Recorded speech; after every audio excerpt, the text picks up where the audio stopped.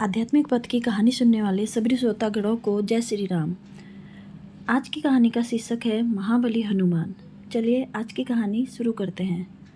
सुग्रीव बाली दोनों ब्रह्मा के औरस पुत्र थे, यानी कि वरदान द्वारा प्राप्त हुए पुत्र थे।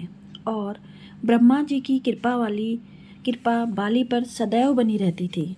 जब बाली को ब्रह्मा जी से यह वरदान प्राप्त हुआ कि जो भी उससे युद्ध करके उसके सामने आएगा, उसकी आधी ताकत बाली के शरीर में चली जाएगी और इससे बाली हर युद्ध में अजय रहेगा। बाली को अपने बल पर बड़ा घमंड था। उसका घमंड तब और भी बढ़ गया जब उसने करीब करीब तीनों लोकों पर विजय पाए हुए रावण से युद्ध किया और रावण को अपनी पूंछ से बांधकर 6 महीने तक पूरी दुनिया घूमी। रावण जैसे योद्धा को इस प्रकार हरा कर बाली के घमंड की कोई सीमा ना रही। अब वो अपने आप को संसार का सबसे बड़ा योद्धा समझने लगा था और यही उसकी सबसे बड़ी भूल हुई।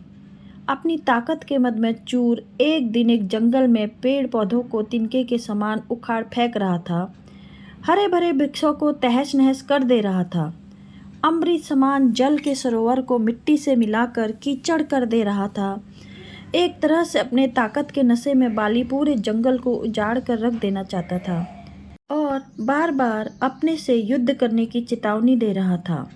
है कोई जो बाली से युद्ध करने की हिम्मत रखता है? है कोई जो अपने माँ का दूध पिया है तो जो बाली से युद्ध करके बाली को हरा दे? इस तरह की गर्जना करते हुए बाली उस जंगल को तहस नहस कर रहा था। संयोगवश उसी जंगल के बीच में हनुमान जी राम नाम का जाप करते हुए तपस्या में बैठे थे।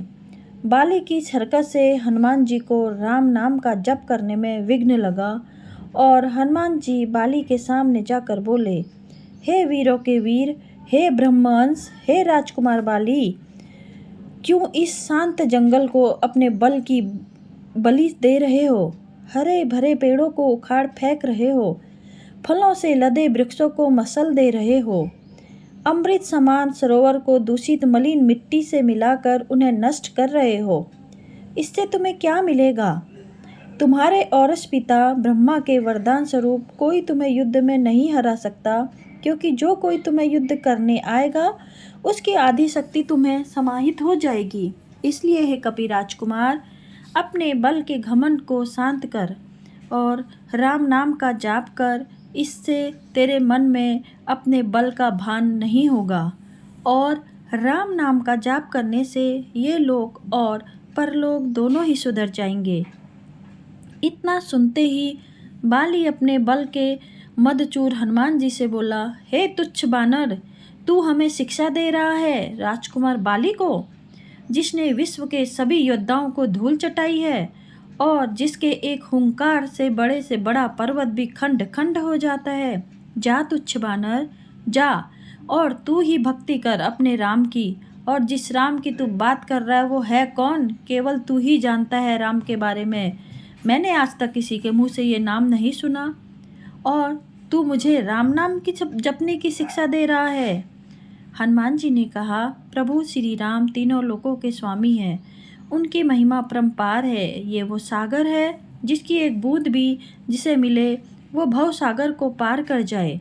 बाली बोला, इतना ही महान है राम तो बुला जरा, मैं भी तो देखूं कितना बल है उसकी भुजाओं में। बाली को भगवान राम के विरुद्ध ऐसे कटु वचन हनुमान जी को क्रोध दिलाने के लिए प्राप्त थे।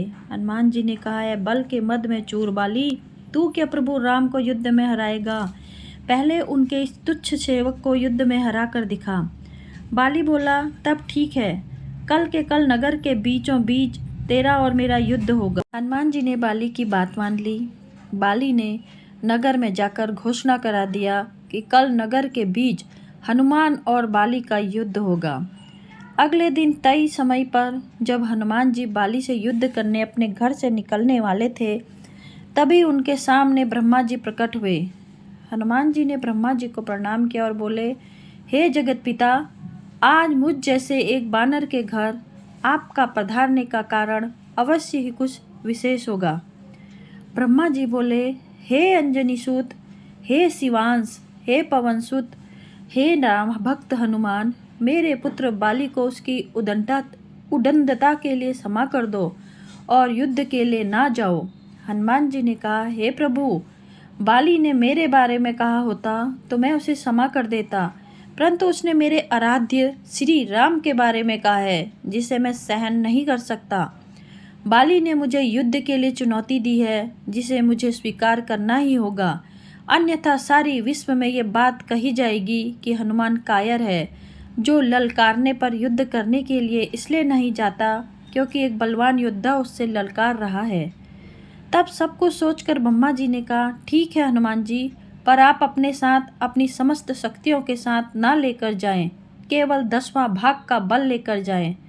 बाकी बल को योग द्वारा अपने आराध्य के चरणों में रख दें तथा युद्ध में आने के उपरांत फिर से उन्हें ग्रहण कर ले। हनुमान जी ने ब्रह्मा जी की बात का मान रखते हुए वैसे ही किया और बाली से युद्ध करने घर से निकल गया। बाली नगर के बीच में एक जगह को अखाड़े में बदल दिया था और हनुमान जी से युद्ध करने को व्याकुल होकर बार बार हनुमान जी को ललकार रहा था। पूरा नगर इस अद्भुत और 2 महायोद्धाओं का युद्ध को देखने के लिए जमा था। हनुमान जी ने जैसे ही युद्ध स्थल पर पहुंचे, बाली ने हनुमान को अखाड़े में आने के लिए ललकारा। ललकार सुनकर जैसे ही हनुमान जी ने एक पांव अखाड़े में रखा, उसकी आधी शक्ति बाली में चली गई।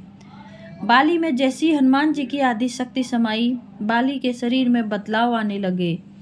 उसके शरीर में ताकत का सैलाब आ गया। बाली का शरीर बल के प्रभाव में फूलने लगा। उसका शरीर फटकर खून निकलने लगा। बाली को कुछ समझ नहीं आ रहा था। तभी ब्रह्मा जी बाली के पास प्रकट हुए और बाली को कहा, पुत्र, जितना जल्दी हो सके यहाँ से अति दूर चले जाओ। बाली को इस समय कुछ समझ नहीं आ रहा था। उसने ब्रह्मा जी की बात को सुना और सर पर दौड़ लगा दी। 100 मील से ज़्यादा दौड़ने के बाद बाली थक कर गिर गया। कुछ देर बाद जब होश आया तो अपने सामने ब्रह्मा जी को देखकर बोला, ये सब क्या है? हनुमान से युद्ध करने से पहले मेरा शरीर का फटने की हद तक फूलना, फिर आपका वहाँ अचानक आना और ये कहना कि वहाँ से जितना दूर हो सके चले जाओ। मुझे कुछ समझ नहीं आया। ब्रह्मा जी बोले, पुत्र, जब तुम्हारे सामने हनुमान जी आए तो उनका आधा बल तुम में समा गया, तब तुम्हें कैसा लगा? बाली बोला, मुझे ऐसा लगा जैसे मेरे शरीर में शक्ति की सागर लहरों में लहरा रही हैं।